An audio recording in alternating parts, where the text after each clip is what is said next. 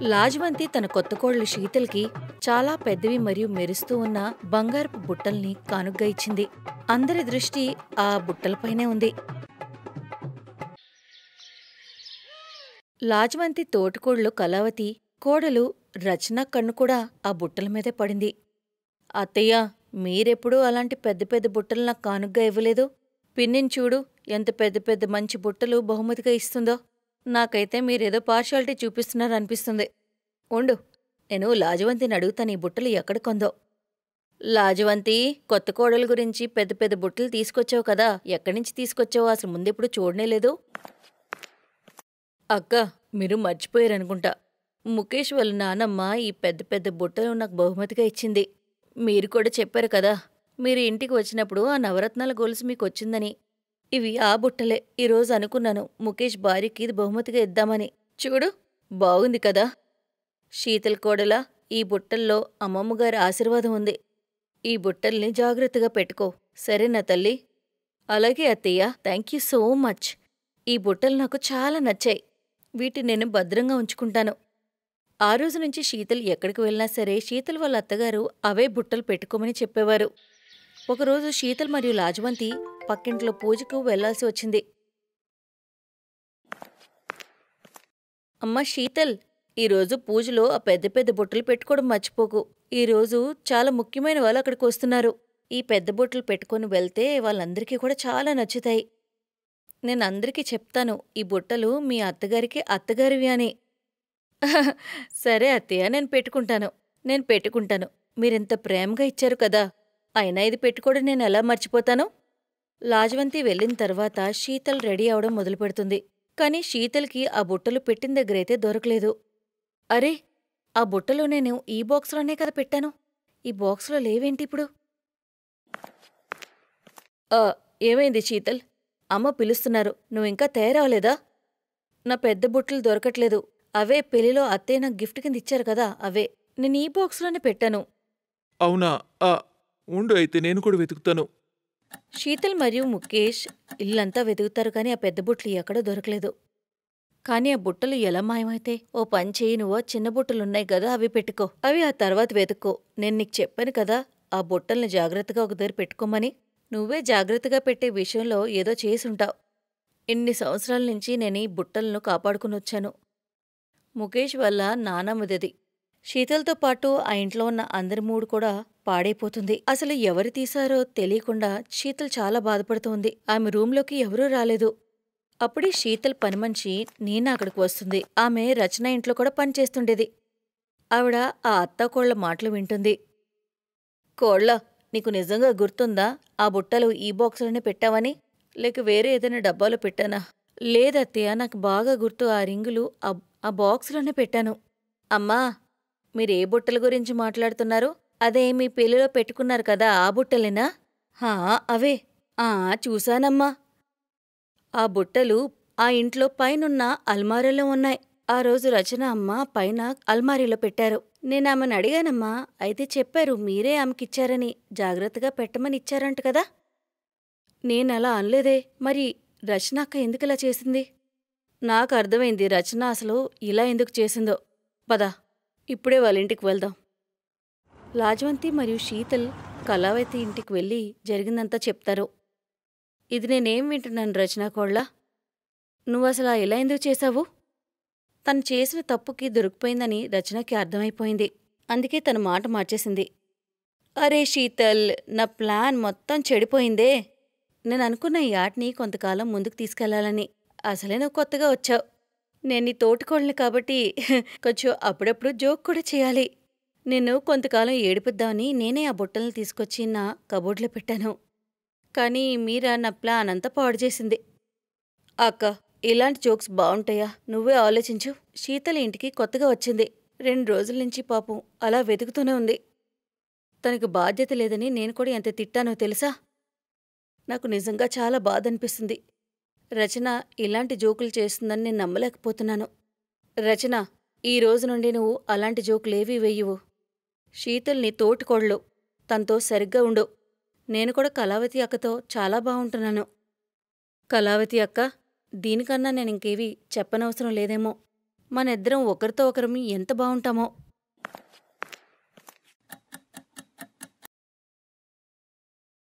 పదమ్మా శీతల్, ఈరోజు రాత్రికి మనం ఒక పెళ్ళికి వెళ్ళాలి కదా, అప్పుడు ఈ పెద్ద బుట్టలు నువ్వు పెట్టుకో. నీకు చాలా నప్పాయి. బుట్టలు దొరికాయి. నా కోడలి ముఖంలో నవ్వు కనిపించింది. లేకపోతే ఇప్పటివరకు ఎంత వాడిపోయిందో. అత్తయ్య, మీరు కరెక్ట్గా చెప్పారు. మీకు చెప్పలేను నేను ఈ బుట్టలు పోయినందుకు ఎంత టెన్షన్ పడ్డానో. నేనీ బుట్టల్ని మరింత జాగ్రత్తగా దాచుకుంటాను. అప్పట్నుంచి శీతల్ చాలా జాగ్రత్త పడింది. ఆమె రచనను ఎప్పుడు చూసినా సరే కొంచెం ముందు ముందు రచన ఎలాంటి పిచ్చి పనులు చేయకుండా దూరం మెయింటైన్ చేసేది.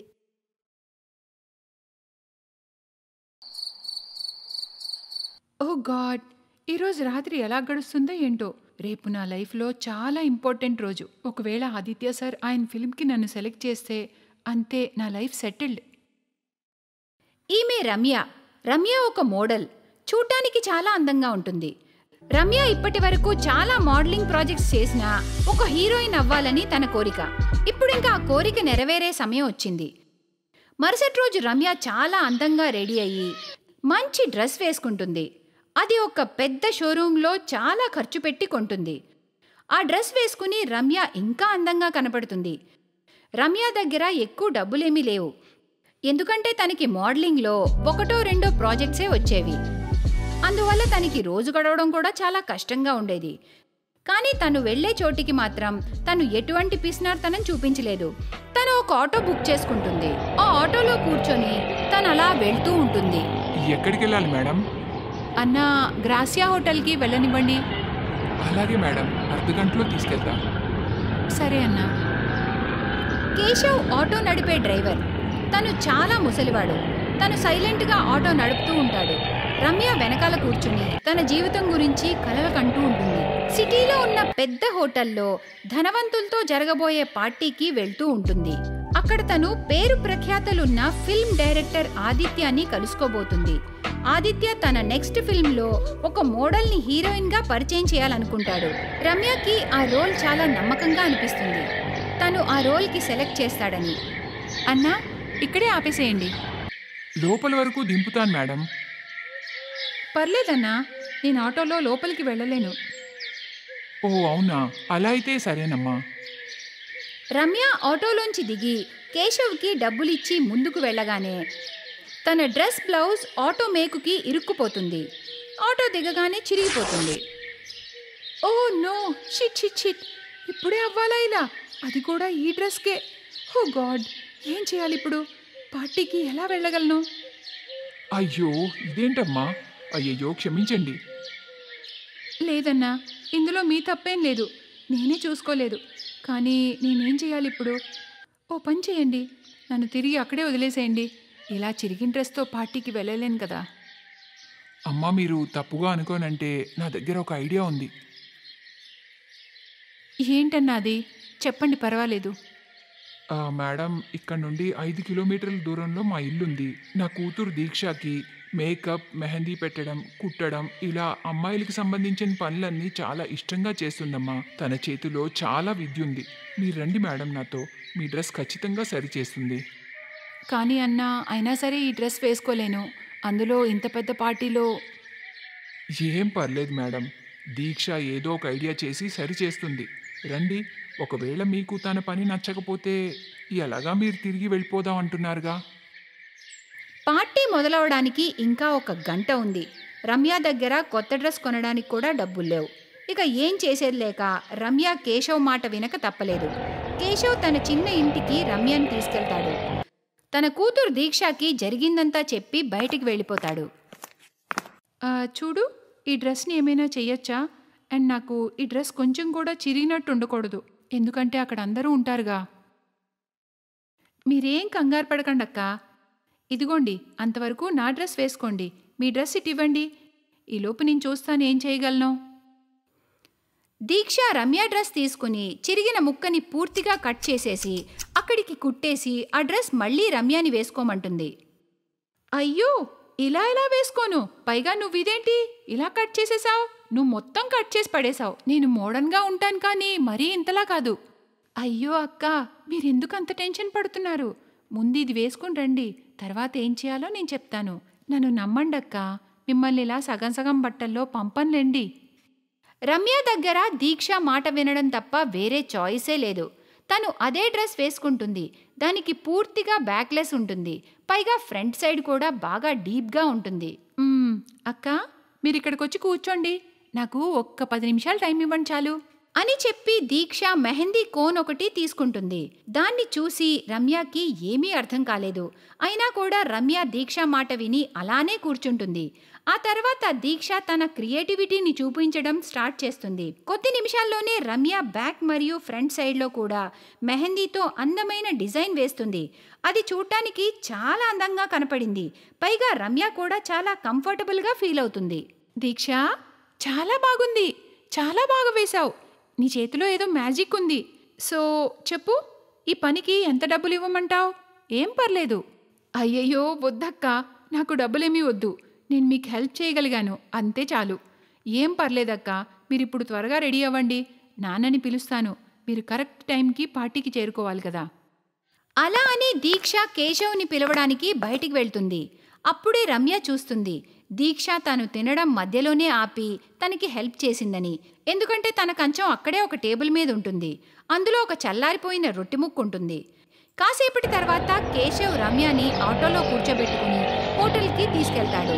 ఆ తర్వాత రమ్య సరైన టైంకి పార్టీకి వెళ్ళగలుగుతుంది. Hello Aditya sir. Hello sweetie, how are you? All good sir. Oh my god, what a lovely dress. And ఈ డిజైన్, వావ్. కొంచెం వెనక్కి తిరుగు. You are looking so awesome. అయితే ఎవరి డిజైనర్? సార్, అది నాకొక పర్సనల్ డిజైనర్ ఉంది సార్.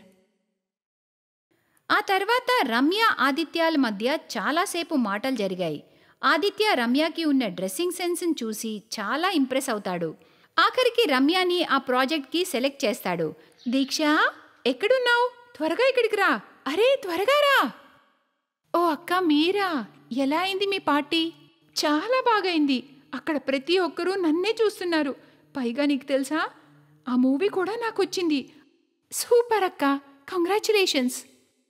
థ్యాంక్ యూ దిశ. కానీ నిజం చెప్పనా, ఇదంతా నీ వల్లే. నువ్వు నా చిరిగిన డ్రెస్ని ఇంత అందంగా చేసావుగా. అందువల్లే నేనే ఆ పార్టీలో మొత్తం మెయిన్ అట్రాక్షన్ అయ్యాను. ఇప్పుడు నా మాట శ్రద్ధగా విను. ఈ రోజు నుంచి నువ్వే నా పర్సనల్ కాస్ట్యూమ్ డిజైనర్వి. ఇప్పటి నుండి నేను ఏ పార్టీకైనా ఫంక్షన్కైనా వెళ్ళినా నువ్వే నా డ్రెస్ డిజైన్ చేయాలి. అండ్ విను, నేను అన్ని చోట్లకి మెహందీతో బ్లౌజ్ వేసుకుని వెళ్ళాలనుకుంటున్నాను. కానీ నువ్వు అన్నిసార్లు వేరే వేరే టైప్లో డిజైన్ మెహందీ వేయాలి. అర్థమైందా? చెప్పు, చేస్తావు కదా? అయ్యో అక్క, ఎందుకు చేయను? నాకు మెహందీ పెట్టడం అంటే ఎంత ఇష్టమో మీకు తెలుసా? నాకు తెలుసు నువ్వు చాలా అందంగా మెహందీ వేస్తావని. ఇక పైనుండి నీ ఇష్టాలన్నీ క్యాష్ చేసుకోవాలి. నేను నిన్ను ప్రమోట్ చేస్తాను, సరేనా? ప్రమోటా అంటే ఏంటక్క? నాకు అస్సలు అర్థం కాలేదు. అరే నువ్వేం ఆలోచించకు, జస్ట్ నేను ఎలా చెప్తానో అలా చేస్తూ ఉండు. దీక్ష అలానే చేస్తుంది. ఇప్పుడు రమ్య ఎక్కడికి వెళ్ళినా దీక్షతో మెహందీ బ్లౌజ్ మరియు మిగతా డ్రెస్ని డిజైన్ చేయించుకుని వెళ్తుంది. మెల్లమెల్లగా అదే తన స్టైల్ సింబల్గా మారింది. తనలాగే దీక్షకి కూడా ఎదగడానికి దారి చూపిస్తుంది. దీక్ష, ఇదిగో నీ మొదటి సంపాదన. అయ్యో వద్దక్క, మిమ్మల్ని నేను నా పెద్దక్క అనుకున్నా. మీ దగ్గర నుంచి డబ్బులు ఎలా తీసుకుంటాను? ఈ డబ్బులు నేను నీకు ఇవ్వట్లేదు చెల్లి. ఇది ఆ ప్రాజెక్ట్ అమౌంట్ నీకొచ్చింది, ఓకేనా? అంటే ఏంటక్క? ఇప్పుడు నువ్వు మామూలు అమ్మాయి కాదు, పెద్ద పేరున్న కాస్ట్యూమ్ డిజైనర్వి. ఎలా అంటే నేను వేసుకునే మెహందీ బ్లౌజ్ అందరూ వేసుకోవాలని అనుకుంటున్నారు. అర్థమైందా? నిన్ను చూసి చాలామంది నిన్ను హైర్ చేసుకోవాలనుకుంటున్నారు. ఆ డబ్బులు కొంచెం ఎక్కువగానే ఉన్నాయి. ఎంతంటే అంత డబ్బు దీక్ష కనీసం కల్లో కూడా చూడలేదు. తన కళ్ళలో ఆనంద బాష్పాలు వస్తాయి. ఇద్దరి తలరాతలు అనుకోకుండా మారిపోతాయి. రమ్య ఒక పెద్ద సక్సెస్ఫుల్ హీరోయిన్ అయిపోతుంది. అండ్ దీక్ష ఒక ఫేమస్ కాస్ట్యూమ్ డిజైనర్. ఒకరోజు, నువ్వు మా ఇంటికి సాక్షాత్తు లక్ష్మీదేవిలా వచ్చావమ్మా. అయ్యో లేదు అంకుల్, నిజమేంటంటే మన జీవితంలోకి లక్ష్మీదేవి ఎలా వచ్చిందో తెలుసా? మీ అమ్మాయి దీక్ష వల్లనే అన్నా. Best buddies. హలో ఫ్రెండ్స్, ఈ వీడియో చూసినందుకు మీకు ధన్యవాదాలు. ఒకవేళ మీకు ఈ వీడియో నచ్చినట్లయితే దయచేసి లైక్ చేసి సబ్స్క్రైబ్ చేయండి మరియు ఈ వీడియోపై కామెంట్ చేయండి. ఇంకో విషయం, షేర్ చేయడం మర్చిపోకండి. ఇలాంటి మరిన్ని వీడియోలు మీరు చూడాలనుకుంటే కిందనే ఉన్న బెల్ బటన్ని నొక్కండి. చూస్తూ